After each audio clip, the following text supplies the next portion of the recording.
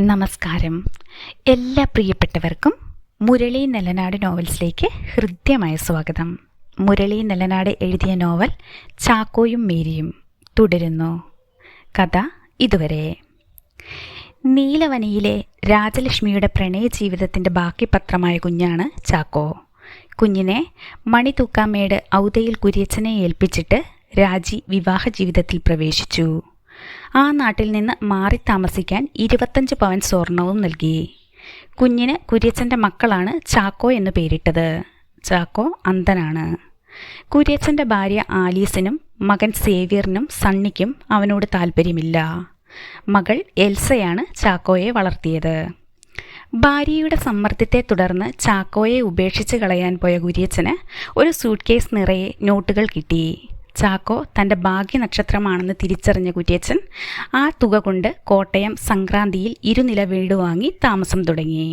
അങ്ങനെ ഔതയിൽ കുര്യച്ചൻ, മേടയിൽ കുര്യച്ചൻ മുതലാളിയായി. വളരും തോറും സേവ്യറിന് ചാക്കോയോടുള്ള അകൽച്ച കൂടിക്കൂടി വന്നു. ചാക്കോ നന്നായി പാടും, വയലിനും വായിക്കും. കിടപ്പിലായ ആലീസിനെ പരിചരിക്കാൻ വയനാട്ടിൽ നിന്ന് വന്ന നീലാംബരി എന്ന ഹോം നേഴ്സ് ചാക്കോയുമായി അടുപ്പത്തിലായി. താൻ കുര്യച്ചൻ്റെ മകനല്ലെന്ന് ചാക്കോ അറിയുന്നു. സേവ്യറിന് ഇത്തിക്കണ്ടം വർക്കിയുടെ മകളുമായി വിവാഹാലോചന വരുന്നു. കുര്യച്ചൻ സകല സ്വത്തുക്കളും ചാക്കോയുടെ പേരിൽ എഴുതിവെച്ചു. അതറിഞ്ഞ വേദനയിൽ ആലീസ് മരിച്ചു. രാജലക്ഷ്മി ആവശ്യപ്പെട്ടതനുസരിച്ച് കുര്യച്ചൻ ചാക്കോയെ കാണാൻ അവസരമൊരുക്കി. അത് തൻ്റെ അമ്മയാണെന്ന് ചാക്കോ തിരിച്ചറിയുന്നു. കുര്യച്ചൻ കാറിടിച്ച് ഗുരുതരാവസ്ഥയിൽ ആശുപത്രിയിലായി. മകൻ്റെ കൊട്ടേഷനായിരുന്നു ആ അപകടം. ചാക്കോ അത് പറഞ്ഞുവെങ്കിലും എൽസ വിശ്വസിച്ചില്ല. സേവിച്ചൻ്റെ കെട്ട് കഴിഞ്ഞാൽ ചാക്കോയെ ഏതെങ്കിലും അനാഥാലയത്തിലേക്ക് മാറ്റാമെന്ന് എൽസ ഉറപ്പു നൽകി. വൈത്തിരിയിലെ വീട്ടിലെത്തിയ നീലാംബരി കുടുംബാംഗങ്ങൾ താമസം മാറിയതറിഞ്ഞ് നിരാശയോടെ മടങ്ങി. ഏജൻസി വഴി അവൾക്ക് തിരുവനന്തപുരത്തെ ഒരു വീട്ടിൽ ജോലി കിട്ടുന്നു. സേവ്യറും ജിനിയുമായുള്ള വിവാഹം നടന്നു. ജിനി ആവശ്യപ്പെട്ടതിനാൽ കുര്യച്ചനെ ഔട്ട് ഹൗസിലേക്ക് മാറ്റി. ഒരു ഒത്തുകളിയുടെ ഭാഗമായി രക്ഷപ്പെടാൻ ചാക്കോയെ ജിനി സഹായിക്കുന്നു. രാത്രി വീട് വിട്ടിറങ്ങിയ ചാക്കോയെ സ്വാമിയുടെ കൊട്ടേഷൻ സംഘം പിടികൂടി കോഴിക്കോട്ടെത്തിച്ചു. റെയിൽവേ ട്രാക്കിൽ ചാക്കോ മരിച്ചു കിടക്കുന്നതായി വീട്ടിലേക്ക് ഫോൺ സന്ദേശം വരുന്നു. സേവ്യറും സംഘവും അങ്ങോട്ട് തിരിക്കുന്നു. കഥ തുടർന്ന് കേൾക്കാം. എന്നതാ ബേബിച്ച അവൻ പറഞ്ഞത്? സേവ്യർ ചോദിച്ചു. ഞാൻ കരുതിയതുപോലെ തന്നെ. പകൽ ചാക്കോയും കൊണ്ട് ഇറങ്ങാൻ കഴിയില്ലത്രേ. രാത്രി വരെ കാത്തിരിക്കേണ്ടി വന്നു. 8 മണിയോടെ അവനെ മയക്കി കിടത്തിയിട്ട് ചേരിക്കടുത്തുള്ള റെയിൽവേ ട്രാക്കിൽ കൊണ്ടുപോയി കിടത്തി. സേവ്യർ മൂളി. 2-3 വണ്ടി എതിർദിശകളിൽ ഓടിയിട്ടാണ് ആരോ ബോഡി കണ്ടത്. അതുവരെ പരിസരത്ത് അവരുണ്ടായിരുന്നു. ആളെ തിരിച്ചറിയാൻ കഴിയാത്ത വിധം ചിതറിപ്പോയത്രേ. പോലീസ് പനമ്പായിൽ പൊതിഞ്ഞു കെട്ടിക്കൊണ്ടു പോയിട്ടാ അവർ സ്ഥലം വിട്ടത്. ബാഗും വയലിനും അവിടെ കൊണ്ടിടാൻ തോന്നിയത് നന്നായി. കാറിൻ്റെ പിന്നിലിരുന്ന സണ്ണി പറഞ്ഞു. അല്ലെങ്കിൽ ബോഡി തിരിച്ചറിയാൻ പോലും വിഷമിച്ചേനെ. ഇതിപ്പോൾ എല്ലാവർക്കും ഉറപ്പായില്ലേ? ഇനിയിപ്പോൾ നോക്കാനൊന്നുമില്ല ബേബിച്ച.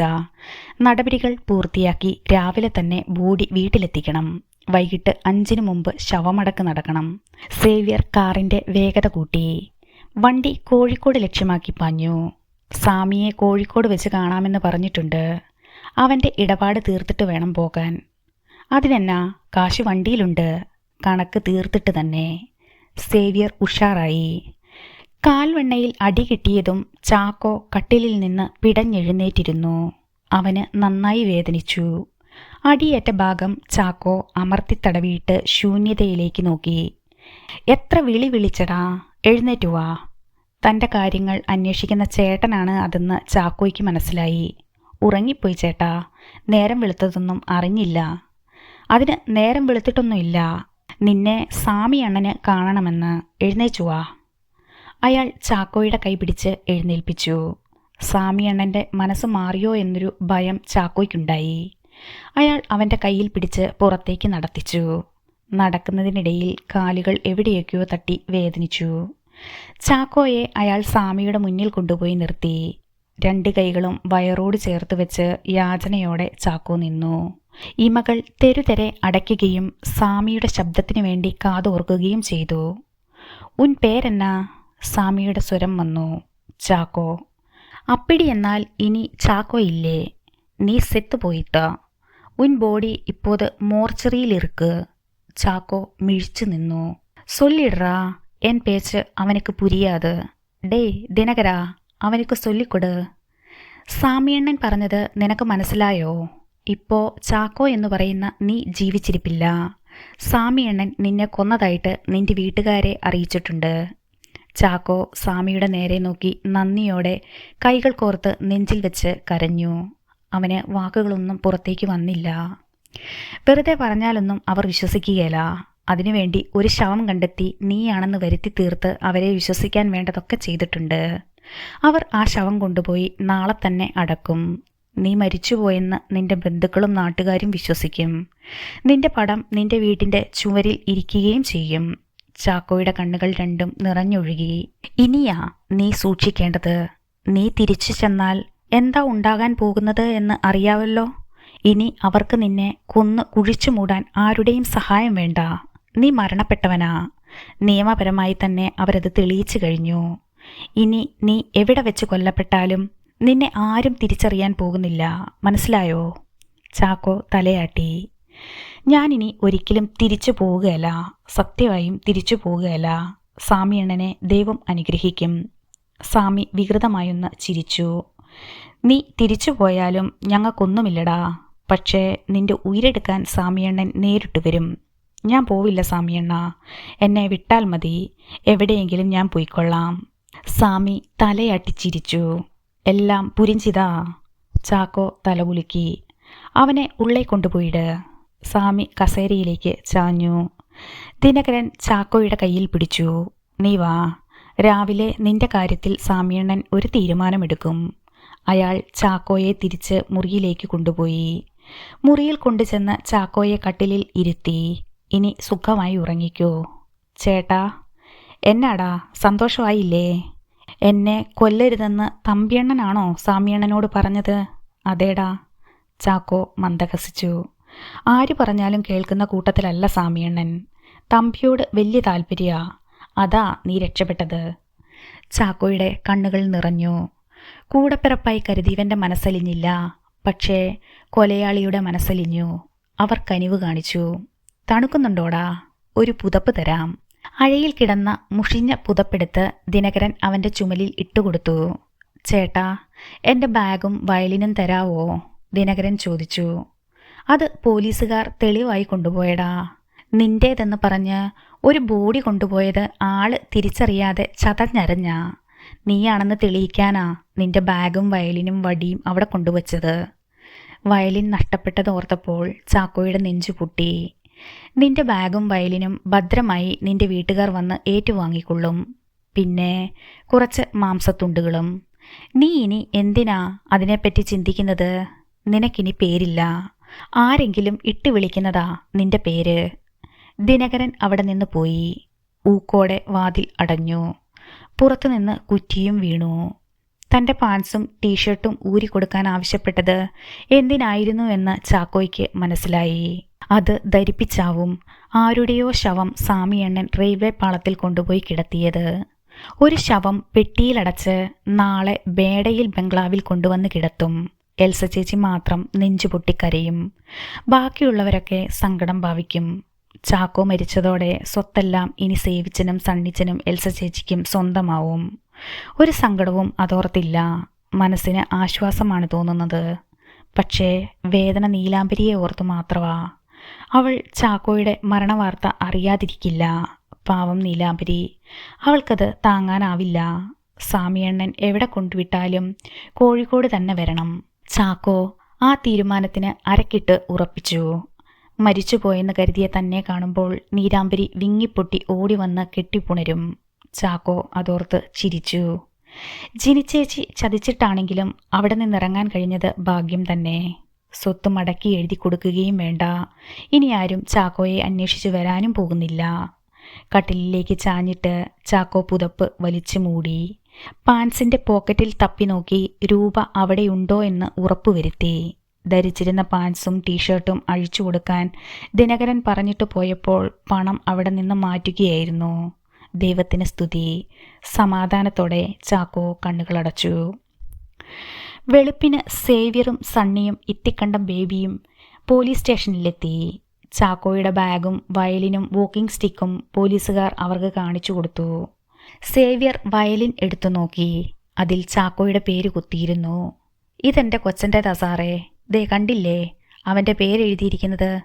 കണ്ടോ സണ്ണി, ചാക്കോയെന്ന് കൊത്തിവെച്ചിരിക്കുന്നത് കണ്ടോ? സേവ്യർ നന്നായി അഭിനയിച്ചു. സണ്ണി അത് വാങ്ങി നോക്കി. വയലിൻ ടേബിളിൽ വെച്ചിട്ട് അയാൾ കണ്ണുകൾ തുടച്ചു. സേവ്യർ വോക്കിംഗ് സ്റ്റിക്ക് എടുത്തു. ഇത് അവൻ്റെയാ സാറേ, അവൻ്റെ ബർത്ത്ഡേക്ക് ഞാൻ വാങ്ങിക്കൊടുത്തതാ. സേവ്യർ വികാരാധീനനായപ്പോൾ ബേബി അടുത്തു വന്ന് ചുമരിൽ തട്ടി.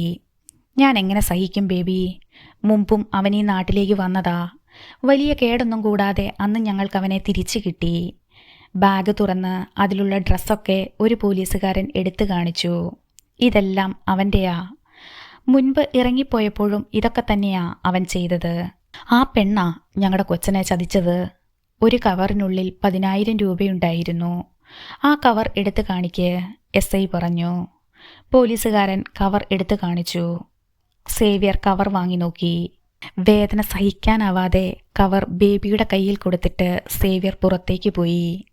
സാറേ, ബേബി വിളിച്ചു. എന്താ? SI ചോദിച്ചു. ഈ കവറിലെ വിലാസം കണ്ടില്ലേ? മേടയിൽ ഗ്രൂപ്പിൻ്റെതാ. ഇനി എന്നെ ഐഡൻറ്റിഫൈ ചെയ്യാനാ സാറേ. ബേബി കവർ SIയെ ഏൽപ്പിച്ചു. നിങ്ങൾ വെയിറ്റ് ചെയ്യ്, CI വരട്ടെ. സണ്ണി വാ. ബേബി സണ്ണിയുടെ ചുമരിൽ പിടിച്ച് ഹാളിൽ നിന്ന് പുറത്തേക്ക് കൊണ്ടുപോയി. CIയുടെ വരവിനായി 3 പേരും കാറിൽ ചെന്നിരുന്നു. ഇത്ര പെട്ടെന്ന് അവനാണെന്ന് ഐഡൻറ്റിഫൈ ചെയ്യാൻ കഴിയുമെന്ന് ഞാൻ കരുതിയില്ല. വയലിനിൽ അവൻ്റെ പേര് കണ്ടപ്പോൾ കണ്ണ് തള്ളിപ്പോയി. സേവ്യർ ചിരിച്ചു. ആ കവറിൽ പണം ഇട്ടുകൊടുക്കാൻ തോന്നിയതും ബുദ്ധിയായി. ബാക്കി പണം സാം തട്ടിക്കാണും. ബേബി അനുമാനിച്ചു. കൊണ്ടുപോട്ടെ, എല്ലാ തെളിവും കൃത്യമായി സാമി ഉണ്ടാക്കി വച്ചില്ലേ. ഇക്കാര്യത്തിൽ അവനൊരു ബുദ്ധിരാക്ഷസൻ തന്നെ. ഇങ്ങനെയുള്ളവരെ വേണം പണിയേൽപ്പിക്കാൻ. സേവ്യർ സാമിയെ അഭിനന്ദിച്ചു. മാവൂർ റോഡിലേക്ക് ചെല്ലാനാ സാമി പറഞ്ഞത്. അവിടെ ഏതോ ഗോഡൗണിൽ അവനുണ്ട്. കാശിനു വേണ്ടി വെയിറ്റ് ചെയ്യുക. പണം കിട്ടിയാലുടൻ അവൻ മുങ്ങും. വിരുദ്ധനഗറിൽ എവിടെയോ ആണ് അവൻ്റെ താവളം. ഇനി വൈകിക്കേണ്ട ബേബിച്ച. പുലരുന്നതിന് മുമ്പ് അവൻ്റെ ഇടപാട് തീർത്തേക്കാം. സണ്ണി ഇവിടെ നിൽക്ക്, ഞങ്ങൾ പോയേച്ചു വരാം. ആംബുലൻസിൻ്റെ ഏർപ്പാടൊക്കെ എങ്ങനെ? സണ്ണി ആരാഞ്ഞു. അതിവിടെ നിന്ന് മതി. വൈകിട്ട് 5-ന് മുമ്പ് അവൻ്റെ അടക്കം നടക്കണം. നീ എല്ലാവരെയും വിളിച്ച് വിവരങ്ങൾ പറഞ്ഞേര്. ചാക്കോയുടെ മരണം എല്ലാവരും അറിയട്ടെ. സണ്ണി കാറിൽ നിന്ന് ഇറങ്ങി. സേവ്യർ വണ്ടി മുന്നോട്ടെടുത്തു. സണ്ണി സെൽഫോൺ എടുത്ത് മേടയിൽ ബംഗ്ലാവിലേക്ക് വിളിച്ചു. കോൾ എടുത്തത് മാനേജർ പോളായിരുന്നു. സണ്ണി കാര്യങ്ങളൊക്കെ വിവരിച്ചു. പോൾ ഫോൺ വെച്ചപ്പോൾ ജിനി അങ്ങോട്ടേക്ക് വന്നു. അത് ചാക്കോ തന്നെ. അവൻ്റെ ബാഗും വയലിനും വോക്കിംഗ് സ്റ്റിക്കും ബോഡിക്കരികിൽ നിന്ന് കിട്ടിയിട്ടുണ്ട്. ബോഡി എവിടെയാ ഉള്ളത്? അവൾ ചോദിച്ചു. മോർച്ചറിയിലാ. അവർ ഉടനെ അങ്ങോട്ട് പോകും. ഇവിടെ വേണ്ട ഒരുക്കങ്ങളൊക്കെ ചെയ്യാൻ സണ്ണിച്ചൻ പറഞ്ഞിട്ടുണ്ട്. ജിനി എൽസയുടെ മുറിയിലേക്ക് ചെന്നു. എൽസ ബെഡിൽ ചെരിഞ്ഞു കിടപ്പുണ്ട്. നിലത്തിരിക്കുകയാണ് മറിയച്ചേടത്തി. ജിനിയെ കണ്ട് അവർ എഴുന്നേറ്റു. ആരാ കുഞ്ഞെ വിളിച്ചത്? മറിയച്ചേടത്തി ചോദിച്ചു. സണ്ണിയാ. അവർ അവിടെ എത്തി. ജിനിയുടെ ഒച്ച കേട്ടപ്പോൾ എൽസ കരഞ്ഞു വീർത്ത മുഖവുമായി എഴുന്നേറ്റിരുന്നു. അത് ചാക്കോയല്ല അല്ലേ ജിനി? എൽസ ചോദിച്ചു. അവൻ അല്ലാഞ്ഞിട്ടാണോ ബോഡി ഇങ്ങോട്ട് കൊണ്ടുവരാൻ പോകുന്നത്? അവൻ്റെ ബാഗും വയലിനും വോക്കിംഗ് സ്റ്റിക്കും സേവിച്ചനും സണ്ണിയും തിരിച്ചറിഞ്ഞു. പാളത്തിൻ്റെ അരികിൽ നിന്നാ അതൊക്കെ കിട്ടിയത്. അതും കൊണ്ടുവരുന്നുണ്ട്. മുഖം പൊത്തി എൽസ കരഞ്ഞു. സ്വയം വരുത്തി വെച്ചതല്ലേ. അവൻ എന്നാത്തിനാ റെയിൽ പാളത്തിൽ ചെന്ന് കയറിയതെന്നാ മനസ്സിലാവാത്തത്. എന്നതായാലും ഒരു കാര്യം ഉറപ്പായി. അവനെ ആ പെണ്ണും വക്കീലും ഇവിടെ വന്ന് കൊണ്ടുപോയെന്നാ സേവിച്ചൻ കരുതിയത്. അവൻ അവളെ അന്വേഷിച്ച് പോയത് തന്നെ. റെയിൽവേ ട്രാക്കിനടുത്താവും വക്കീലിൻ്റെ വീട്.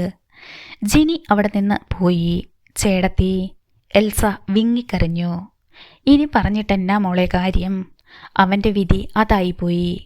അവൻ ഇറങ്ങിപ്പോകുന്നതൊക്കെ കമ്പ്യൂട്ടറിൽ കണ്ടില്ലേല് മോള് സേവിച്ചനെ സംശയിച്ചേനെ. കാൽമുട്ടിൽ മുഖം വെച്ച് എൽസ കരഞ്ഞു. വീണ്ടും അവൻ ചെന്ന് കയറിയത് മരണത്തിലേക്കായിരുന്നു. അവനെയും കൊണ്ടുള്ള എല്ലാവരുടെയും ശല്യം തീർന്നു. ചാക്കോ. ഹൃദയം പൊട്ടി എൽസ കരഞ്ഞു. നേരം പുലർന്നതോടെ മേടയിൽ ബംഗ്ലാവിലേക്ക് വിവരങ്ങളറിഞ്ഞ് ആളുകളൊക്കെ വരാൻ തുടങ്ങി. വേണ്ട ഒരുക്കങ്ങളൊക്കെ നടത്താൻ ഇത്തിക്കണ്ടം വർക്കിയും എത്തി. പിന്നെ ബോഡി കൊണ്ടുവരാനുള്ള കാത്തിരിപ്പായിരുന്നു. ആളുകൾ വന്നും പോയിക്കൊണ്ടുമിരുന്നു. 12 മണിയോടെ ആംബുലൻസ് അവിടെ നിന്ന് തിരിച്ച വിവരമെത്തി. വീട്ടിൽ അരമണിക്കൂർ പൊതുദർശനത്തിന് വെച്ചതിന് ശേഷം സിമിത്തേരിയിൽ ശവമടക്കിനുള്ള ഏർപ്പാടുകൾ ഇത്തിക്കണ്ടം വർക്ക് ചെയ്തു. കാത്തിരിപ്പിനൊടുവിൽ ആംബുലൻസും പിന്നാലെ സേവ്യറിൻ്റേത് ഉൾപ്പെടെ 4-5 കാറുകളും മേടയിൽ ബംഗ്ലാവിൻ്റെ മുറ്റത്തേക്ക് വന്നു നിന്നു.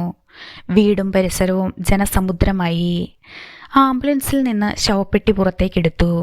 സേവ്യറും സണ്ണിയും മറ്റുള്ളവരും ചേർന്ന് അതെടുത്ത് ഹാളിൽ കൊണ്ടുപോയി വെച്ചു.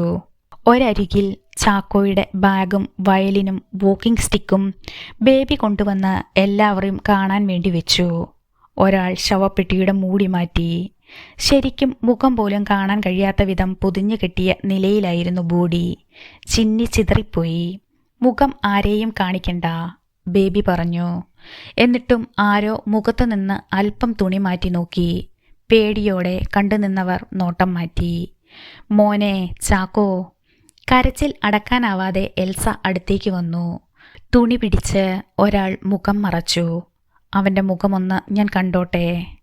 വേണ്ട മോളെ, നീ കണ്ടാല് പേടിച്ചു പോവും, സണ്ണി വിലക്കി.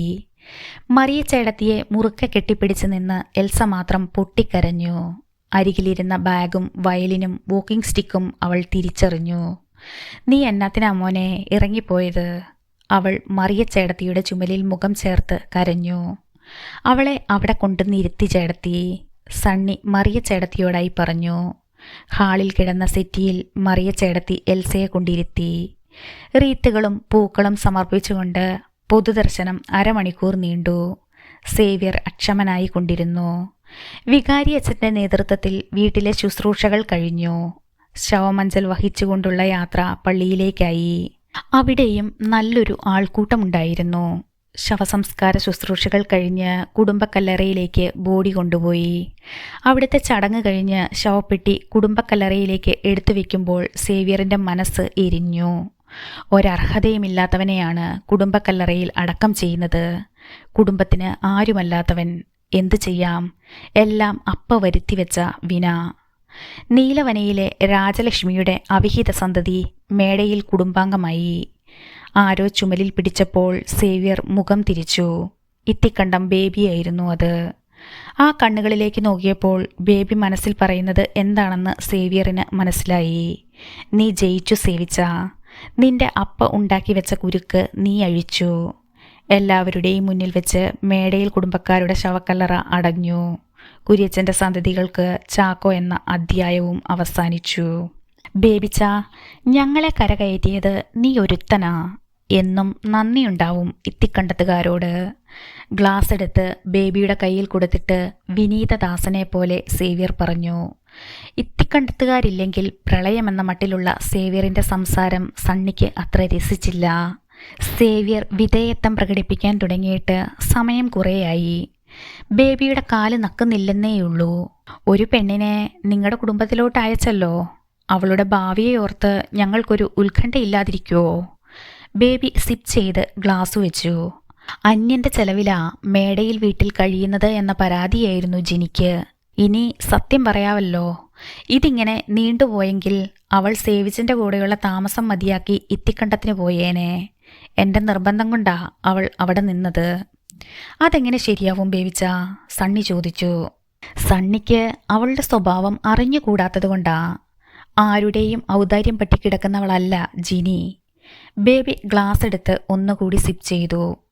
ഈ പ്രശ്നത്തിനൊരു പരിഹാരം കാണാൻ കഴിയുമെന്ന് ഉറപ്പുണ്ടായിട്ടാ ഞങ്ങൾ കെട്ട് നടത്തിയത്. അല്ലാതെ ഞങ്ങളുടെ വെങ്കൊച്ചിൻ്റെ ഭാവി തകർത്ത് കളയാൻ ഞങ്ങൾ കൂട്ടുനിൽക്കുവോ? എന്നതായാലും ആ തലവേദന തീർന്നു കിട്ടി. സേവ്യർ മുഴുവനും കഴിച്ചിട്ട് ഗ്ലാസ് വെച്ചു. ഇനി 9-ാം നാൾ ഒരു ചടങ്ങുകൂടി. അത് കഴിഞ്ഞാൽ അപ്പം ഞങ്ങളുടെ തലയിൽ എടുത്തു വെച്ച കുരിശ് പൂർണ്ണമായും ഒഴിഞ്ഞു പോകും. സണ്ണി എഴുന്നേറ്റു. ഞാൻ വീട്ടിലേക്ക് ചെല്ലാം. അവിടെ ആരും ഇല്ലാതിരിക്കുന്നത് ശരിയല്ല. നീ ചെല്ല്, ഞാൻ വരാം, സേവ്യർ പറഞ്ഞു. സണ്ണി ഗസ്റ്റ് ഹൗസിൽ നിന്ന് ഇറങ്ങിപ്പോയി.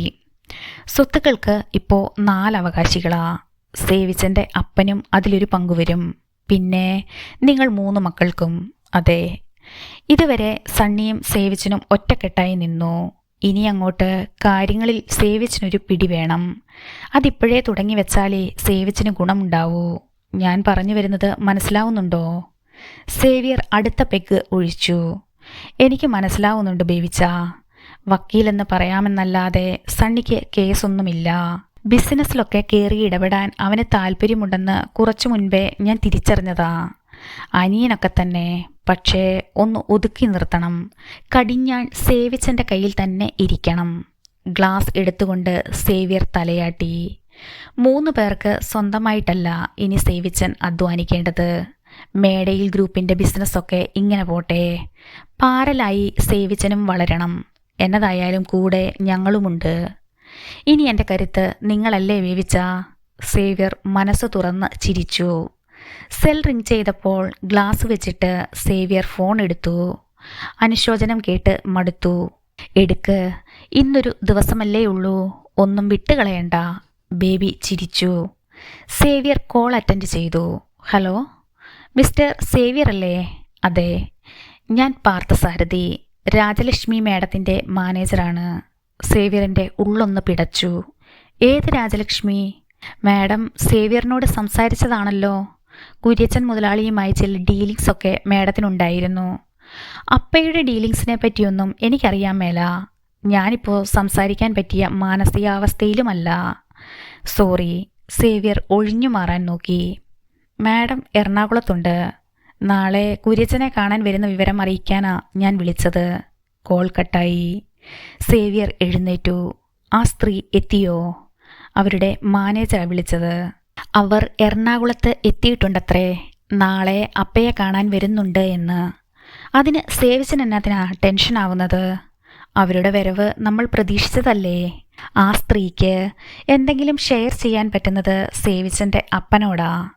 ആ മനുഷ്യനോട് എന്നാ പറയാൻ? വന്ന പോലെ അവർ തിരിച്ചു പോയിക്കൊള്ളും. സേവിച്ചനൊന്നും അറിഞ്ഞതായി ഭാവിക്കാതിരുന്നാൽ മതി. ബേബി ധൈര്യം പകർന്നു. എന്നതായാലും വരുന്നത് ചാക്കോയുടെ പെറ്റമ്മയല്ലേ. മകന്റെ മരണം സഹിക്കാനാവാതെ അവർ അവിടെ വെച്ചൊരു വെളിപ്പെടുത്തൽ നടത്തിയാലോ?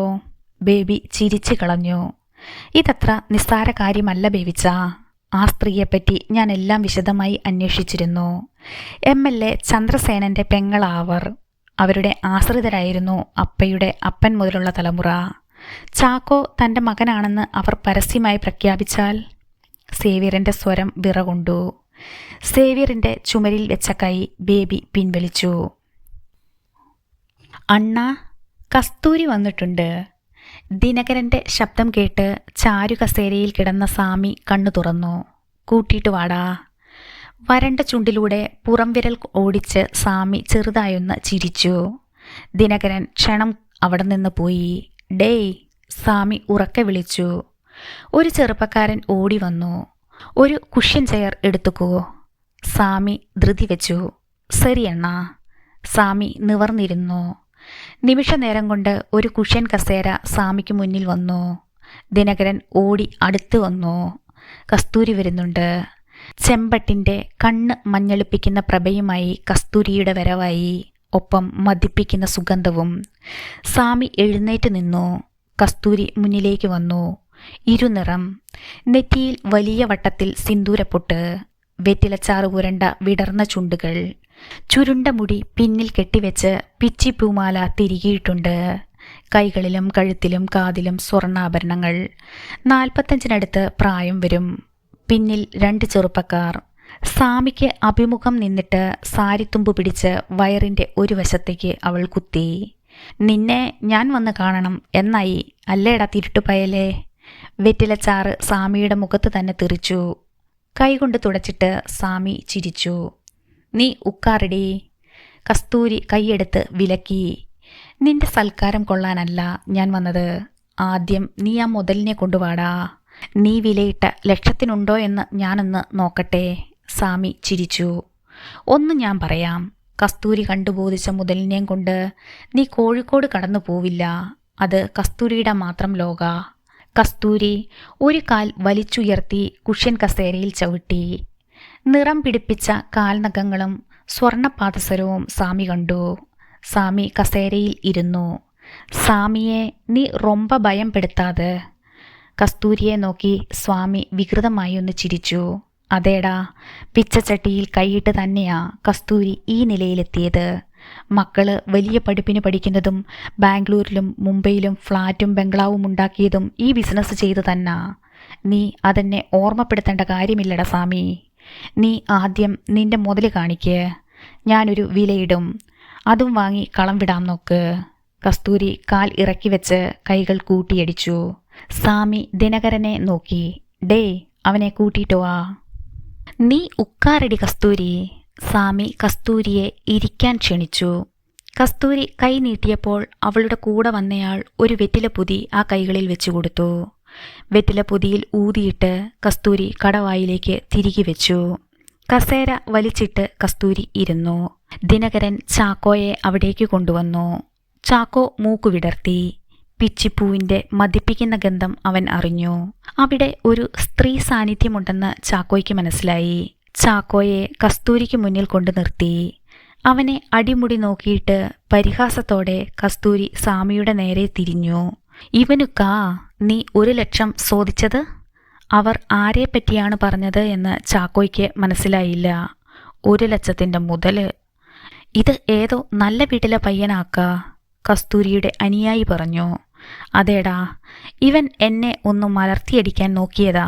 കസ്തൂരി സ്വാമിയുടെ നേർക്ക് മുഖം വെട്ടിച്ചു. എങ്കയിരുന്ന് നീ ഇവനെ കടത്തിക്കൊണ്ടുവന്നത്? അവനിക്ക് യാരുമില്ലേ. നീ കേള് കസ്തൂരി. സ്വാമി പുകവിട്ടു. നിനക്ക് ബന്ധമോ സ്വന്തമോ ആരെങ്കിലും ഉണ്ടോടാ? ചാക്കോയോട് കസ്തൂരി ചോദിച്ചു. പറയടാ, നിന്നോടാ. ദിനകരൻ അവൻ്റെ തോളിൽ തട്ടി. എനിക്ക് ആരുമില്ല. ചാക്കോ പതുക്കെ പറഞ്ഞു. നമുക്കിതുകൊണ്ട് കാര്യമായ ഒരു മെച്ചവും ഇല്ലക്ക. ഇവന് കാഴ്ചയില്ലെന്ന് കരുതിയിട്ടാണോടാ സ്വാമി നീ ഈ തുക ചോദിച്ചത്? ഞാൻ എന്നാ മണ്ടിയാണെന്നാണോ കരുതിയത്? നിന്റെ ഈ ഉഡായിപ്പ് കസ്തൂരിയുടെ അടുത്ത് വേണ്ടായിരുന്നു. ചാക്കോയുടെ മനസ്സിലൊരു പിടച്ചിലുണ്ടായി. സ്വാമി തന്നെ ഏതോ സ്ത്രീക്ക് 1,00,000 രൂപയ്ക്ക് വിൽക്കാനുള്ള ശ്രമമാണ്. നീ ആയതുകൊണ്ട് ഞാൻ ക്ഷമിച്ചു. വാടാ. കസ്തൂരി നടന്നു. നില്ലടി കസ്തൂരി. സ്വാമി എഴുന്നേറ്റു. നീ എന്നതാണേലും ഇവളോ നേരം വരല്ലേ. കസ്തൂരി തിരിഞ്ഞു നിന്നു. സ്വാമി അണ്ണൻ വെറുതെ കസ്തൂരിയെ വിളിക്കില്ല. അവൻ്റെ കഴിവ് അറിയാതെ പോകരുത്. നഷ്ടം കസ്തൂരിക്കാ. അനുനയ സ്വരത്തിൽ ദിനകരൻ പറഞ്ഞു. കസ്തൂരി സംശയം വിടാതെ തിരിച്ചു വന്നു. ദിനകരൻ ചാക്കോയെ കട്ടിലിൽ പിടിച്ചിരുത്തി. ഇവരൊക്കെ ആരാ? അവൻ ദിനകരനോട് ചോദിച്ചു. എടാ, ഞങ്ങൾ ഈ രാത്രി തന്നെ ഇവിടെ നിന്ന് പോകും. നിന്നെ കൂടെ കൊണ്ടുപോകാനൊന്നും ഞങ്ങൾക്ക് പറ്റില്ല. നിന്നെ പോലെ അനാഥരെ കൊണ്ടുപോയി സംരക്ഷിക്കുന്ന ആളാ കസ്തൂരി. നീ ഒരു പാട്ട് പാടിക്കൊടുക്ക്. നിന്റെ പാട്ടിൽ കസ്തൂരി വീണാൽ നീ രക്ഷപ്പെട്ടു. ദിനകരൻ അവൻ്റെ തോളിൽ തട്ടി ആശ്വസിപ്പിച്ചു. കസ്തൂരി എന്തായിരിക്കും ആ സ്ത്രീയുടെ രൂപമെന്ന് ചാക്കോയ്ക്ക് മനസ്സിലാക്കാനായില്ല. കിട്ടിയ ചാൻസ് പാഴാക്കാതെ പാടിവിട്. ചാക്കോ തല ഇരുവശത്തേക്കും ചലിപ്പിച്ചതല്ലാതെ പാടാൻ കൂട്ടാക്കിയില്ല. പാട്ടിൻ്റെ പേരിലാണ് തനിക്ക് 1,00,000 വിലയിട്ടത്. കസ്തൂരി അവൻ്റെ അടുത്തേക്ക് വന്നു. തലമുടിയിൽ വിരൽ കടത്തി നോവിക്കാതെ തലയൊന്നുലച്ചു. എന്താടാ നിന്റെ പേര്? ചാക്കോ. ഇത് ഞാനാടാ, കസ്തൂരി. നിനക്ക് പാടാനൊരു കഴിവുണ്ടെങ്കിൽ കേൾക്കട്ടെ. ഏതു പാട്ട് വേണേലും പാടിക്കൂ. അവൻ മലർന്നു നോക്കി തെരുതെരെ കണ്ണടച്ചു. എന്നാ തുടങ്ങിക്കോ. പിടിവിട്ട് കസ്തൂരി കസേരയിൽ വന്നിരുന്നു. വായ തുറന്നു പാടിട്. സ്വാമി അട്ടഹസിച്ചു. സ്വാമി അണ്ണൻ നിന്റെ തലയടിച്ച് കീറുന്നതിന് മുമ്പ് പാടടാ. ദിനകരൻ അവനെ ഭയപ്പെടുത്തി. ചാക്കോ പേടിച്ച് മുരടനക്കി. തല ചലിപ്പിച്ചുകൊണ്ട് അവൻ പാട്ടുപാടാൻ തുടങ്ങി. കസ്തൂരിയുടെ മുഖത്തെ ഭാവം നോക്കി സ്വാമി കഞ്ചാവ് നിറച്ച സിഗരറ്റിന് തീ പിടിപ്പിച്ചു. നെഞ്ചുപൊട്ടി ചാക്കോ മുഴുവനും പാടി തീർത്തു. കസ്തൂരിയുടെ മുഖത്തൊരു തെളിച്ചമുണ്ടായി. അവൾ വീണു കഴിഞ്ഞു എന്ന് ദിനകരനും മനസ്സിലായി. നീ ഇതൊക്കെ വിട്ട് പഴയൊരു മലയാളം പാട്ട് പാടടാ. കോഴിക്കോട്ടുകാർക്ക് പഴയ പാട്ടാ കൂടുതൽ പ്രിയം, കസ്തൂരിയുടെ ബോഡി ഗാർഡ് പറഞ്ഞു. ചാക്കോ ആലോചിച്ചിരുന്നു. 14 രാവുദിച്ചത് മാനത്തോ കല്ലായിക്കടവത്തോ.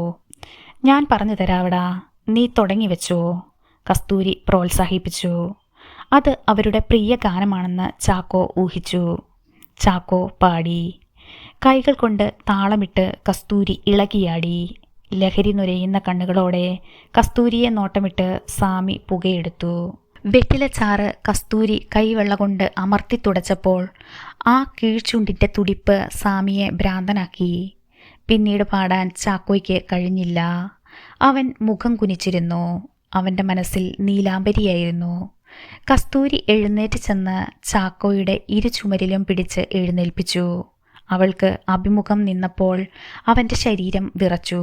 സൂപ്പർ, എനിക്ക് നിന്നെ ഇഷ്ടമായടാ. നിന്നെ ഞാൻ കൂടെ കൊണ്ടുപോവുകയാ. എന്നാത്തിനാ കസ്തൂരിയമ്മേ എന്നെ കൊണ്ടുപോകുന്നേ? നിഷ്കളങ്കമായി അവൻ ചോദിച്ചു. കസ്തൂരി പൊട്ടിച്ചിരിച്ചപ്പോൾ അവൻ്റെ മുഖത്ത് വെറ്റിലച്ചാറിൻ്റെ ചെറുകണങ്ങൾ പതിച്ചു. അവൻ മുഖം തുടച്ചു. ഇത്രയും കഴിവുള്ള നിന്നെ ഞാൻ എങ്ങനെ വേണ്ടായെന്ന് വെക്കും? നിനക്കെന്താടാ വേണ്ടത്? നല്ല ശാപ്പാടും താമസവും അതുപോലെ നിനക്ക്?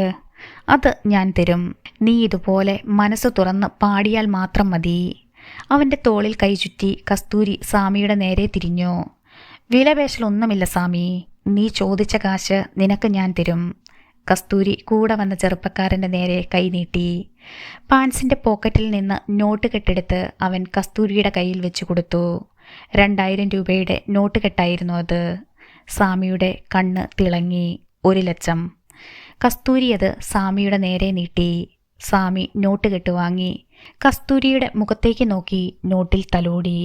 ഇവനെ തേടി ആരെങ്കിലും വന്നാൽ പിന്നെ നീ കോഴിക്കോട് കാലുകുത്തില്ലട സാമി. പറയുന്നത് കസ്തൂരിയാ. സെത്ത് മണ്ണുക്കുള്ള പോയവനെ തേടി യാരു വരുവാൻ? നീ കൊണ്ടുപോയിട്. ഒരുത്തനും വരമാട്ടെ.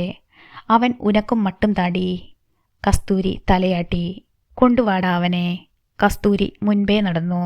തറഞ്ഞു നിന്ന ചാക്കോയുടെ കൈകളിൽ പിടിച്ച് കസ്തൂരിയുടെ ആളുകൾ ബലമായി പുറത്തേക്ക് നടത്തിച്ചു കൊണ്ടുപോയി. കാറിനടുത്ത് എത്തിയപ്പോൾ ചാക്കോ ചോദിച്ചു, എന്നെ എങ്ങോട്ടാ ചേട്ടന്മാരെ കൊണ്ടുപോകുന്നത്? നീ ഇനി കസ്തൂരി അക്കയുടെ മുതലാടാ. എല്ലാം നിനക്ക് വഴിയേ മനസ്സിലാവും. ഒരാൾ ഡോർ തുറന്ന് ചാക്കോയെ അകത്തേക്ക് തള്ളിക്കയറ്റി കൂടെ കയറി ഡോറടച്ചു. കസ്തൂരി മുന്നിൽ കയറി ഡോറടച്ചപ്പോൾ ചാക്കോയുടെ നാസികയിലേക്ക് സുഗന്ധം അരിച്ചു വന്നു. പോകാവിടാ. കസ്തൂരിയുടെ സ്വരം ഉയർന്നു. കാർ നീങ്ങിത്തുടങ്ങിയതും ചാക്കോ അറിഞ്ഞു. സാമി തന്നെ 1 ലക്ഷം രൂപയ്ക്ക് കസ്തൂരിക്ക് വിറ്റു. കസ്തൂരി ആരാണെന്നറിയില്ല. വലിയ തുക കൊടുത്ത് അവർ ഒരു വിലയുമില്ലാത്ത തന്നെ വാങ്ങിയത് എന്തിനാണെന്നും അറിയില്ല. ജീവിതം ഇനി എങ്ങോട്ടാണെന്നറിയാതെ ചാക്കോ ഇരുന്നു. ചാക്കോയും മേരിയും അടുത്ത ലക്കത്തിൽ തുടർന്ന് കേൾക്കാം. ഈ കഥയെക്കുറിച്ചുള്ള നിങ്ങളുടെ വിലയേറിയ അഭിപ്രായങ്ങളും നിർദ്ദേശങ്ങളും കമൻറ്റ് ബോക്സിൽ രേഖപ്പെടുത്തി ഞങ്ങളെ അറിയിക്കണമേ എന്ന അഭ്യർത്ഥനയോടെ മുരളി നെല്ലനാട് നോവൽസിന് വേണ്ടി സെൽമ റോയ്സ്.